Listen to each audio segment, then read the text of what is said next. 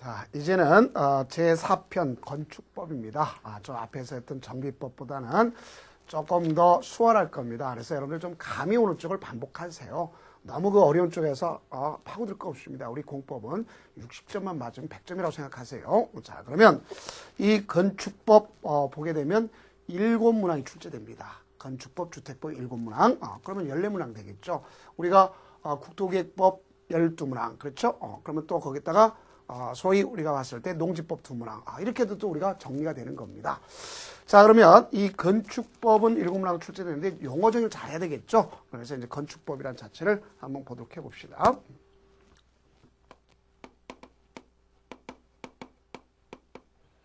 우선 건축법의 목적이 있습니다. 자, 이거는 건축물이 있고 대지가 있습니다. 여기 특히 이 건축물에 대한 것이 가장 기본이 여기 있죠. 그 다음 대지가 있겠고 구조가 있겠고 설비가 있고 용도가 있습니다. 자, 이들에 대해서 뭘 강조하는 거냐? 안전, 기능, 환경, 미관 이걸 증식시키는 거예요.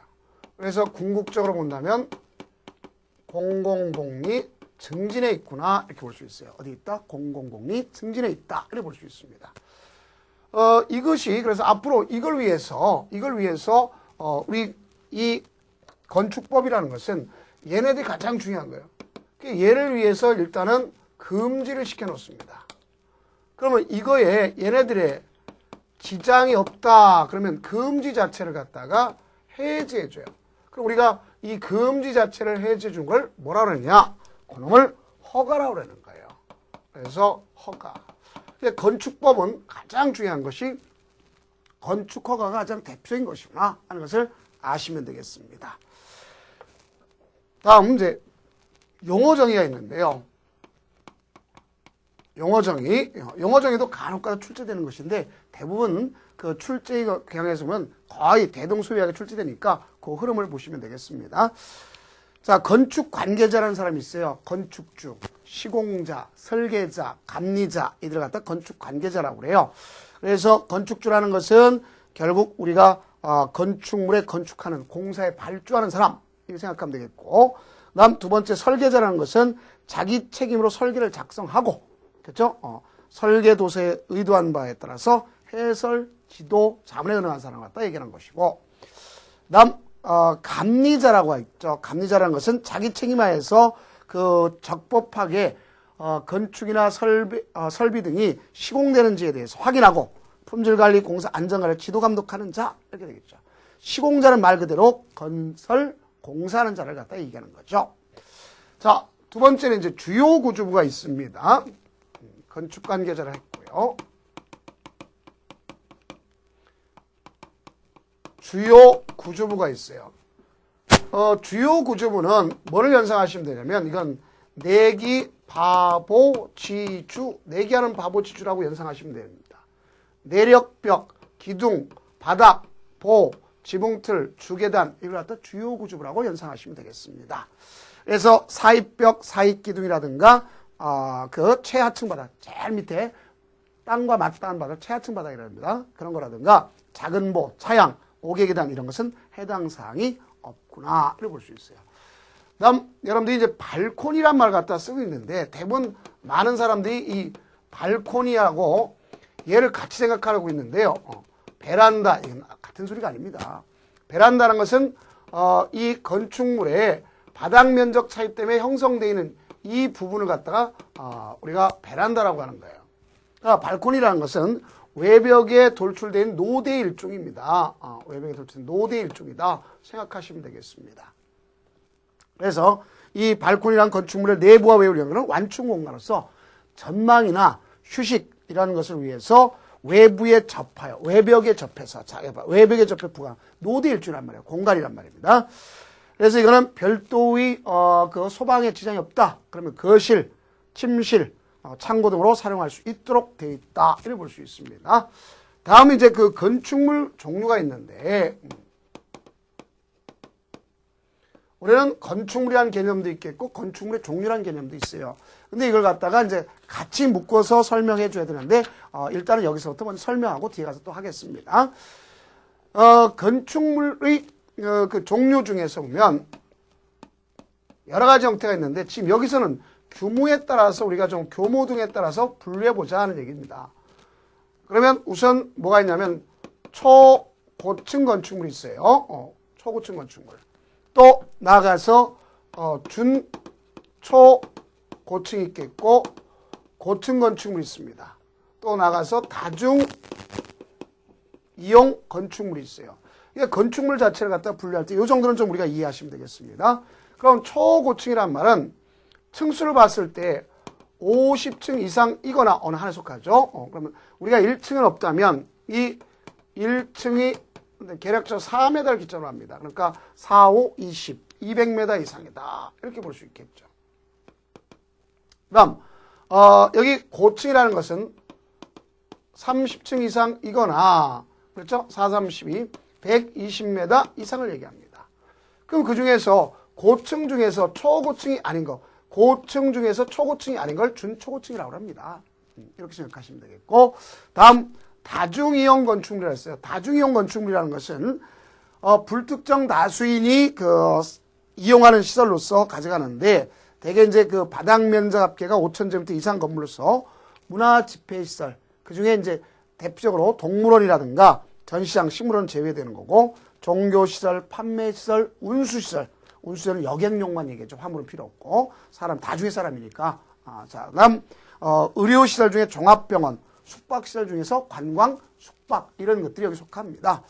또 16층 이상, 이게 바로 다중이용 건축물이다. 이렇게 생각하시면 되겠어요. 자, 그다음에 이제 특수 구조 건축물이라는 말이 있어요. 그래서 특수 구조 건축물 같은 경우는 우리가 건축물의 외벽이 있지 않습니까? 이 건축물이 있다면 이 건축물의 외벽에 이렇게 지지대가 없이 위에서 대개 이제 이런 물류창고 같은 데 보면 이렇게 돼 있죠. 왜 물건을 싣기 위해서 또 비가 가림을 위해서 한쪽 끝에 고정되고 다른 끝에는 지지하지 아니한 것, 대개 보호, 차양 이런 걸로 이루어진 것을 볼 수 있겠고, 기둥과 기둥 사이 경관이 20m 이상 건물을 특수 구조 건축물이라고 하는 거예요. 그래서 우리가 여기 경관과 경관 사이, 기둥과 기둥, 외벽과 외벽 사이가 이 길이가 20m 이상이면 바로 뭐라고 쓰면 특수 구조 건축물이라 한다. 이렇게 볼 수 있습니다. 그럼 이 용어 정의와 관련돼서 이렇게 간략적으로 좀 설명하면 되겠고, 그 다음에 나와 있는 것이 이제 건축법의 적용 범위.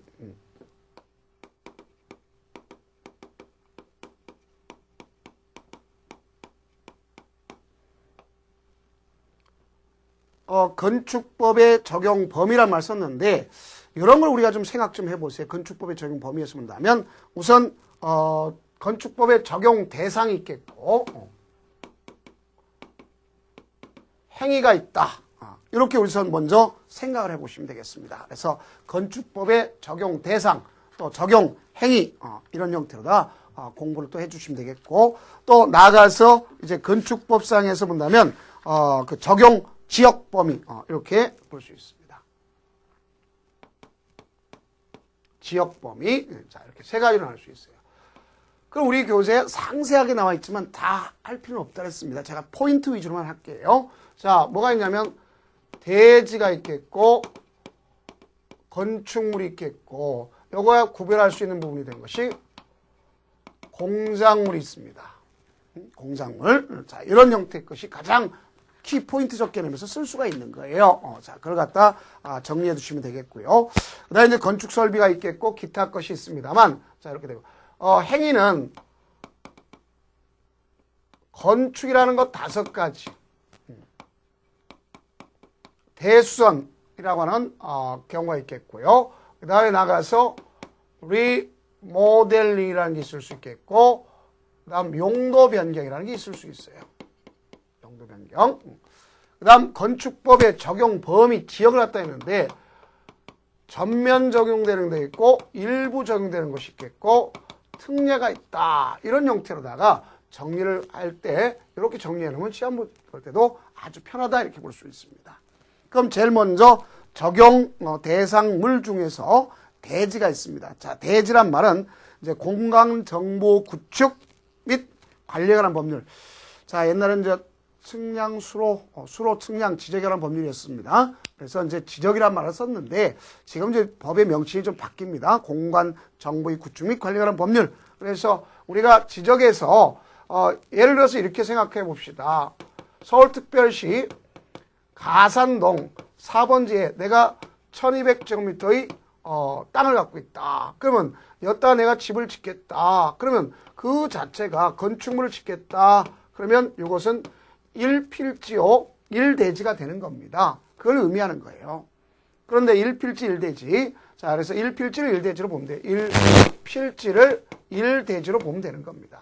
근데 이거에 예외가 있을 수 있겠죠. 예외가 있다면 둘 이상의 필지가 하나의 대지가 될 수도 있고, 또 하나, 그러니까 1 이상의 필지의 일부가, 자, 여기 일부가 하나의 대지가 될 수도 있다를 볼 수 있습니다. 자, 이런 걸 우리가 좀 생각을 좀 해볼 필요가 있는 것이다, 이거죠. 자, 그렇다면 여기서 둘 이상 필지가 되려면은 소유권과 소유권 권리가 같아야 돼.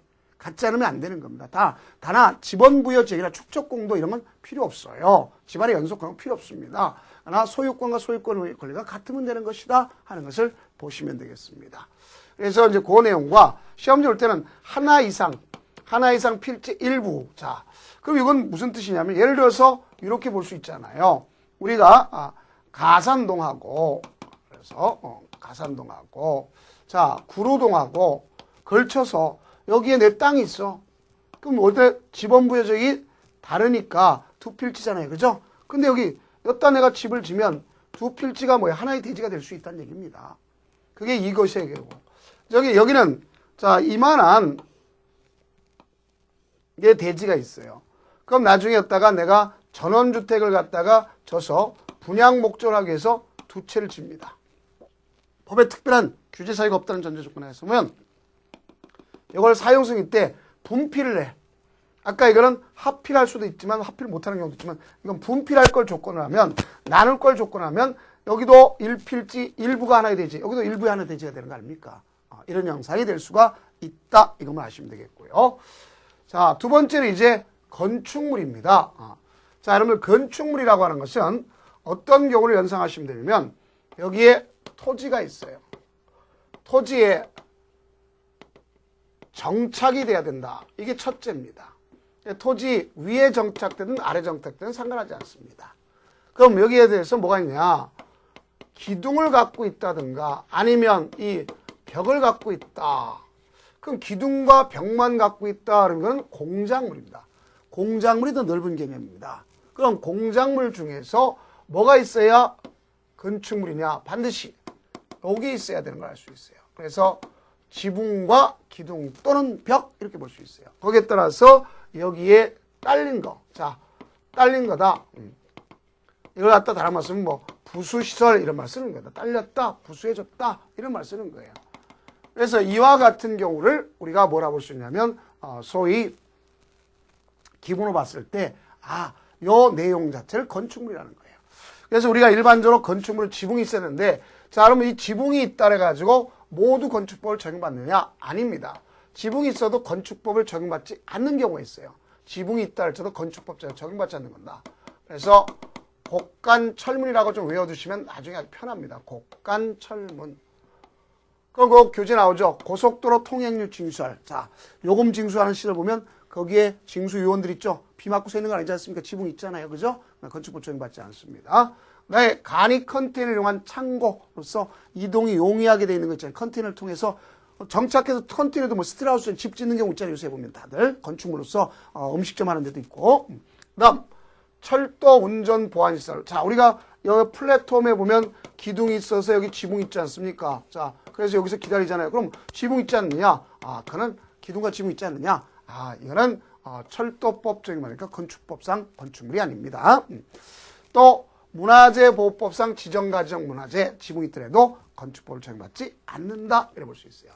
이 같은 건축법상 건축물은요.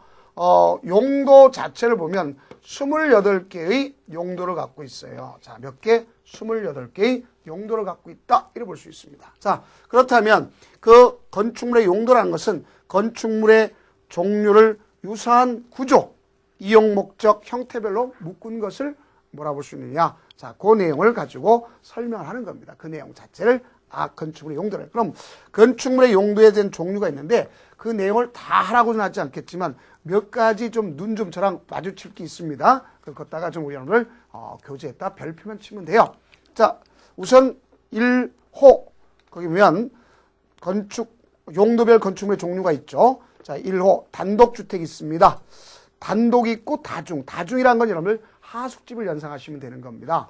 그래서 거기 다중주택에서는 학생, 직장인들이 여러 사람이 장기간 거주할 수 있는 구조. 그런 하숙집에서는 독립된 주거생활을 영위할 수 있을까 없을까?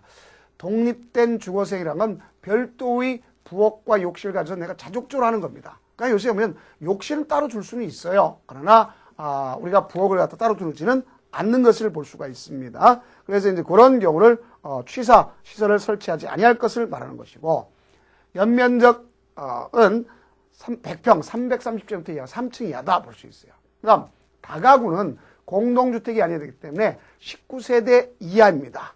그러면서 1동의 바닥면적 합계해서 지하주차, 부설주차 면적 빼고 660제곱미터 이하입니다. 그러면 주택으로 쓰이는 층 3개 층 이하. 1층을 건물을 지을 때 1층 자체에 보면 이렇게 해서 절반 정도를 외벽이 없는 피로티 구조. 그러니까 이걸 보면 우리가 이걸 단면을 잘랐을 때 1층은 요 정도, 2층은 이와 같이 차이가 생기잖아요. 그래서 그럼 여기 보면 요 부분은 들어가지 않는다는 얘기죠. 자, 그걸 여러분들이 연상하시면 되겠습니다. 자, 그 다음에 이제 공동주택은 아파트, 연립, 다세대, 기숙사 있어요. 그럼 아파트 연립은요, 1층 전체가 다 피로티 구조래요. 외벽이 없는 구조. 딱 이렇게 외벽이 없이 기둥만 있잖아요. 그죠? 그럼 이거는 층수에 들어가지 않습니다. 그럼 아파트는 주택을 쓰는 층이 5개 층 이상이라는 걸 알 수 있고, 연립과 다세대는 주택을 쓰는 층이 4개 층 이하입니다. 자, 몇 개 층 이하? 4개 층 이하. 그렇게 볼 수 있습니다. 그러면서 660을 초과하면 연립이고 이하면 다세다. 그래서 아오연초이다. 이렇게 외워두시면 되는 것을 알 수 있어요. 그 다음에 이제 기숙사도 공동주택입니다. 그 여기 기숙사의 경우는요, 역시 학교나 공장에 대해서 거기 구성원들이 쓰는 것인데 공동 취사 구조를 갖고 있지만 독립된 주거 생활을 영위할 수 있는 것은 아니다 하는 걸 볼 수 있습니다. 그래서 우리가 학교에 보면 기숙사 있죠. 그래서 학생 복지주택도 여기에 속하는 것이다 볼 수 있어요. 그다음 제1종 근린생활시설과 2종 근린생활시설인데 우리가 이제 1종은 아주 편하면서 있어야 될 걸 기점으로 하고 2종은 좀 격식을 차리면서 좀 규모가 큰 걸 이야기한다고 생각하시면 되겠습니다. 그래서 있어야 될 건 1종, 있으면 편한 건 2종 생각하면 돼요. 제일 먼저 1종 근생 같은 걸 보면 과목에 보니까 식품, 잡화, 의류, 완고, 소위 여러분들 옛날에는 슈퍼마켓이라 했었죠. 근데 그 용어를 갖다 배제했습니다. 그래서 바닥면 잡기가 1000제곱미터 미만이면 1종 근생. 그럼 1000이 넘었다 그러면 판매시설입니다. 그거는요. 그걸 조심하면 되겠고, 휴게 음식점, 제과점 그랬는데 이것은 이제 얼마를 기점으로 하냐? 300제곱미터를 기점으로 해요. 그다음 300제곱 넘게 되면 2종 근생이 됩니다. 그것도 이용원, 미용원 이거는 규모랑 상관없이 1종 근생에 속하는 걸 볼 수 있겠고, 의원, 치과의원, 한의원, 침수원, 적구원, 조산원 이 같은 주민의 진료치료는 1종입니다. 그러나 동물병원 알겠죠? 동물병원은 2종입니다. 치과병원, 한방병원 이런 건 의료시설이거든요. 그걸 조심하면 되겠고, 탁구장, 체육도장 그랬는데 바닥면 잡기가 500제곱미터 미만이면 1종. 500제곱미터 넘는다 그러면 탁구장 같은 경우는 우리가 갔을 때 운동시설입니다. 그러니까 탁구장과 당구장 차이점을 갖다 구별할 때 잘 못할 수 있겠죠. 자, 탁구공은 하나 가지고 치죠. 1종.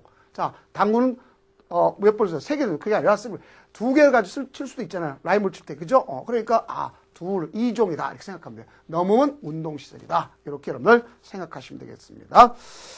자, 그 다음에 지역 자치센터, 파출소, 지구대, 소방 이런 것들로서 같은 공공 업무시설은 역시 1000제곱미터 미만이면 1종 이렇게 볼 수 있어요. 마을회관 역시 주민공동과 관련되어 있는 것은 역시 1종이다. 또 변전소, 도시, 가스, 배관, 정수장, 양수장 같은 건 주민 생활에 에너지나 급배 쓰면 일종이다. 이렇게 볼 수 있습니다. 그 다음 2종은 공연장 같은 것으로서 우리가 봤을 바닥 면적이 500제곱미터 미만이면 2종. 종교 집회장 아주 조심하세요. 종교 집회장은 종전에 300이었는데 500입니다. 그래서 500제곱미터 미만으로서 쓰여지는 것은 2종, 500제곱미터 넘으면 종교시설입니다. 그 다음 서점, 그 다음 총포 판매소. 잘 알아두셔야 되겠죠. 보면 총기 사고가 많이 나니까 2종 것이에요. 사진관, 표고점, 규모나 상관없이 2종. 다음 휴게음식 아까 그랬죠. 얼마를 기점으로 할 거냐. 300제곱미터 이상이면 2종, 300제곱미터 미만 1종이라 했잖아요. 그 다음 일반 음식점. 자, 그럼 여러분들이 휴게음식점하고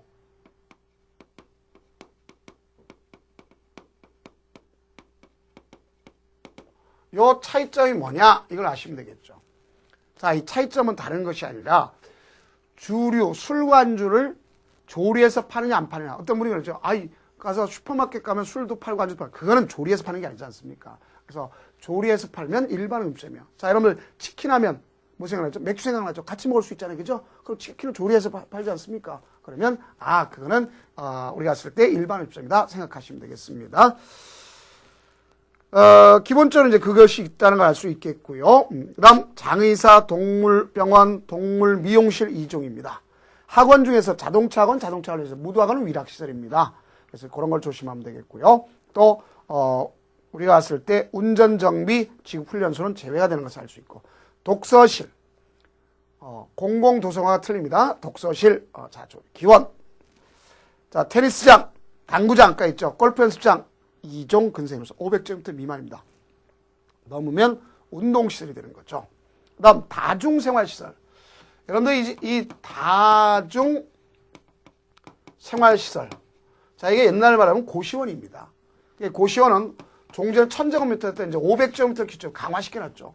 500제곱미터 미만이면 2종 근생이고 500제곱미터 넘게 되면 숙박시설입니다. 그런 걸 여러분들이 좀 이해를 해두세요. 자, 그 다음 단란주점 150제곱미터 미만이면 2종 근생이 넘게 되면 위락시설이다. 다음 안마실소, 노래연습장, 규모랑 그러니까 일반 연습장, 총포, 안마실소, 노래연습장 이런 경우들은 대개 장의사 동물병원은 규모랑 상관이 없이 2종이구나 하는 걸 알 수 있어요. 다음 문화집회시설. 문화집회시설에서는 여러분들 과천 경마장, 또 광명의 경륜장, 또 우리가 갔을 때 어떤 미사리 같은 경정장 같은 경우, 이런 거, 자동차 경주장 이런 경우에 대해서 바닥 면적 1000제곱미터 이상을 기점으로 하는데 그런 문화집회시설이라고 볼 수 있어요. 그다음 미술관, 박물관 같은 것으로 규모가 큰 거. 자, 그러면 그런 경우서 전시장은 문화집회시설이고, 상암 월드컵 경기장도 문화집회시설입니다. 동식물원도 문화집회시설이야. 그걸 아시면 되겠죠. 종교시설. 자, 역시 조심하면 판매시설, 운수시설. 운수는 여객, 철도, 공항, 항만 이런 경우를 기점으로 하고, 의료시설 조심해야 돼요. 의료시설은요, 우리가 병원이 있겠고 격리병원 같은 건 의료시설이랍니다. 그 다음 교육시설 중에서 학교, 유치원. 자, 유치원하고 어린이집 틀려. 어린이집은 어디 속한 노유자 시설에 속한다는 걸 잘 이해하시면 됩니다. 자, 어느 시설? 노유자 시설에 속한다. 이걸 또 정리해 주면 되겠습니다. 그 다음 교육과 관련됐을 때 교육원 있겠죠. 연수원 표현에서 그런 것은 교육 연구시설이다 볼 수 있습니다. 그다음에 직업훈련소, 자동차 관련되는 건 제외되고, 연구소가 있겠고, 그 다음에 도서관. 다음 노유자 시설이 있다 그랬죠. 그 다음 수련시설 있어요. 그 다음 운동시설이 있겠고, 업무시설이 있습니다. 일반 업무시설이 있겠고, 오피스텔 같은 경우서 나타나는 것이 일반 업무고, 공공 업무 같은 것이 있겠죠. 청사 이런 경우. 다음 숙박시설. 숙박시설은 일반 숙박이 있고 관광 숙박이 있습니다. 자, 또 생활 숙박이 있다. 그래서 일반 숙박 있고 생활 숙박. 요새 장기 투숙객들이 그 안에서 취사구조 갖고 있으면 생활 숙박이랍니다. 그걸 갖다. 또 관광 숙박 있겠죠. 관광 호텔, 수상 관광 호텔, 한국 전통 호텔, 가족 호텔, 호스텔, 게스트하우스 같은 걸 연상하시면 되겠습니다. 네, 의류 관광 호텔, 휴양 콘도미니엄 이런 것이 있다 볼 수 있겠죠. 그다음 앞서 읽을 때 500제곱미터를 넘게 되면 다중생활시설도 뭐에 속한다 그랬어요? 하나의 그 숙박시설이다 볼 수 있겠죠. 16호에 보면 위락시설이 있어요. 단란주점 150점대 넘는 거죠. 유흥주점, 그 다음 무도장, 무도학원, 카지노, 영업소 이런 경우가 여기 속한다 볼 수 있어요. 공장, 위험물 처리 볼 수가 있겠죠. 그 다음에 이제 주차장 관련 시설이 있구나 볼 수 있어요. 그럼 자동차 관련 시설은 주차장, 세차장, 폐차장, 검사장, 매매장 이런 것들이 거기에 속하는 거예요. 정비공장. 그 다음 동식물 관련 시설은 축사, 가축시설, 도축, 도계, 작물재배사, 또 종묘, 배양시설 이런 경우들이 거기 속하는 겁니다. 동식물은 제외다 하는 걸 알 수 있겠고. 자원순환시설, 옛날에는 분묘 쓰레기 처리시설이었는데 지금 자원이라고 그러죠. 하수, 고물, 폐기물 재활, 처분, 또 폐기물 감량시설. 교정군사시설이 있겠고, 방송시설이 있겠고, 발전시설이 있고, 묘지, 화장시설, 봉안. 봉안시설이 옛날 같으면 뭐라 했어요? 납골당이랬죠. 그럼 봉안이라 했죠. 그 다음에 묘지, 장연장지. 그 다음 관광휴게시설이 있어요. 자, 이거는 극장, 음악당 하면 뭐냐면 집회시설입니다. 문화집회시설. 그런데 관광 가면 이미 야외자 붙으면 관광 간 거예요. 야외 음악당, 야외 극장, 어린이회관, 관광탑, 휴게소 같은 걸 볼 수 있습니다. 그 다음 장례식장. 세브란스 병우에 장례식장 있지 않습니까? 그거는 의료시설이요. 별도의 장례식장 별도로 되어 있는 거 있잖아요. 그것만 이야기한다 볼 수 있습니다. 그래서 그 내용을 잘 좀 알아주세요. 그래서 제가 개략적으로 중요하다는 것만 포인트를 잡으시면 됩니다. 다음 이제 넘어가시면 건축법에 적용되는 자 뭘 갖다 하면 되면 요 행위를 갖다 보시면 돼요. 그러면 건축법에 적용되는 행위는 무엇이 있는가? 그럼 건축이란 말이 있죠? 자 그러면 그 내용 가지고 지금부터 가져가면 되겠다. 이렇게 볼 수 있습니다. 자, 제일 먼저 보면 이제 건축이라는 말이 있습니다. 행위 중에 건축. 건축은 5개를 얘기한다 했어요. 신축이란 말이 있어요. 나대지에다가 건물을 짓는 것. 알겠죠? 그러면 이와 같이 건물을 갖다 짓게 되면 당연히 신축입니다. 짓게 되면. 그런데 두 번째는 건부지, 건물이 있는 땅인데도 신축이 될 수가 있더라. 이런 얘기입니다. 그럼 요 놈을 갖다 어떻게 하는 거냐? 요 놈을 전부 철거하거나 멸실. 전부 일부가 아닙니다. 그럼 그 위에다가 다시 그 놈보다 크게 지면, 크게 지면, 결국 뭐가 될 수 있느냐? 바로 신축이 될 수가 있다 하는 걸 볼 수 있습니다. 자, 그래서 우리가 또 하나는 종된 건물에 주된 건물을 짓는 것도 역시 뭐가 될 수 있냐면 신축이 될 수 있다. 이렇게 여러분들이 생각하시면 되겠습니다. 그래서 그 내용이 거기에 나와 있죠. 자, 그 다음에 두 번째는 증축이란 말이 있습니다. 증축은 여기 바닥 면적이 됐든, 알겠죠? 이 면적, 연면적이 됐든, 무조건 늘어나면 증축이고, 우리가 높이가 됐든, 층수가 됐든 늘어나면 무조건 증축인 겁니다. 그래서 주 건물에다가 대문 담장을 쌓아도 증축되는 거다 볼 수 있어요. 복층, 증축입니다. 그래서 이와 같이 증축이 있겠고요. 개축과 재축은요, 종전과 동일 범위 규모에 종전과 여기 포인트가 이거예요. 동일한 범위 규모에서 한다. 동일 범위. 크게 진 거 여기 봐요. 전부 철거해서 크게 지면 신축이겠죠. 그러나 같게 뜯어서 같게 지면 개축이고 여기 재라고 하는 거와 개는 어떤 차이냐?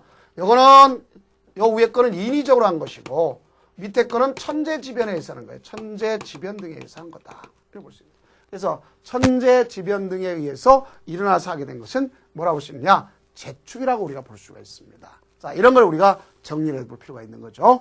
그래서 종전과 동일범위다 하는 것을 꼭 여러분들이 연상을 해둘 필요가 있다 하는 것을 아실 수 있겠고요.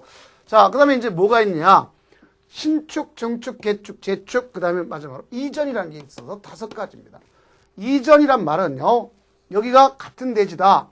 그럼 여기를 예를 들어서, 우리가 가산동 4번지 땅이 있다. 근데 여기 보니까, 요렇게 건물이 있어요. 근데 여기에 도로가 날라고 그래. 여기 도로가 예정지야. 그럼 이 건물을 갖다가 같은 대지 내로 옮겨가는 거야. 그대로 옮겨가는 거. 옮겨가는 걸 얘기해요. 뜯지 않고, 주요 구조물을 해체하지 않고, 자, 뜯지 않는다는 것은 주요 구조부를 갖다가 해체하지 아니하고 가산동 4번에 동일대지를 옮겨요. 만약에 요 놈을 갖다가 5번지 땅으로 가져갔다. 그러면 이거는 신축이 될 수 있는 것 아닙니까? 그래서 동일대지네. 이게 가장 키포인트입니다. 그러니까 이렇게 하는 건축은 허가받도록 돼 있다. 이런 얘기입니다. 그래서 우리가 신축, 증축, 개축, 재축, 이전 이렇게 되는 것이 바로 거기에 속한다. 그럼 요거 말고 언제 뭐가 있으면 알 수 있어요? 봤죠? 자, 뭐가 있다? 대수선이 있다. 그런 걸 볼 수 있겠죠? 무슨 수선? 대수선. 자, 그럼 이 대수선의 경우를 갖다 한번 생각해 봅시다. 자, 그럼 여기 보면 대수선은 이런 게 볼 수 있네요. 대수선은 이거는 크게 두 가지로 볼 수 있어요. 주요 구조부 등에 대해서 할 수도 있겠고 또 건축물의 외부 형태 등에 대해서 할 수도 있다. 볼 수 있습니다. 그 여기 보니까 주요 구조부 등이 있고 건축물의 외부 형태 등이 있다 하는 걸 볼 수 있습니다. 그럼 이제 우리가 주의할 수 있는 것은 이 주요 구조부 같은 경우에 특히 이걸 갖다가 우리가 증설하거나 해체하거나 아니면 수선하거나 변경하거나 자, 이 두 가지 관점에서 우리가 볼 수가 있어요. 그래서 이때 이 차이점은 주요구조부와 관련돼서 왜 주요구조 등이냐? 등이라고 하는 것은 없어 주요구조는 내기, 바보, 지주라 그랬죠. 자, 이게 무슨 뜻이냐? 내력벽, 기둥, 바닥, 보, 지붕틀, 주계단이죠. 근데 등자 붙인 거는 그 외에 더 들어간다는 거죠. 특별 피난계단, 피난계단이 있지 않습니까? 우리가 다중이용 같은 걸 보게 되면 화재 인사다고 나왔기 때문에 바깥으로 나가기가 어려우니까 옥상으로 올라갈 수 있게 그 특별 피난계단 만들 수 있잖아요. 건물 외벽에 그런 걸 갖다 볼 수 있겠고 내부에서 언제든 갈 수 있는 특별 피난계단 같은 거나 피난계단 같은 것 때문에 그렇습니다. 그걸 갖다 증설하고 해체한다. 그러면 무조건 숫자 상관없이 무조건 대수선이에요. 그런데 수선 변경은 규모랑 관련이 있습니다. 그래서 내력벽을 갖다 한다 그러면 30제곱미터 이상 기둥, 바닥, 기둥, 바닥, 보, 지붕틀 중에서 기둥이라든가 보라든가 지붕틀을 갖다 한다 그러면 3개 이상 이렇게 돼 있습니다. 그래서 그런 경우처럼 이거는 규모랑 관련이 있구나 하는 것을 아시면 되겠죠. 자, 그게 나오는 거고 그 다음에 이제 외부 형태 중에서 주어진다면 방화벽, 방화구역한다든가 뭐가 있어요? 주계단, 특별 피난계단 바깥으로 나가는 것 그 다음 미관주의 건축물의 외부 형태 그 다음 이제 다가구 다세대 다가구 다세대의 경계벽을 증설한다.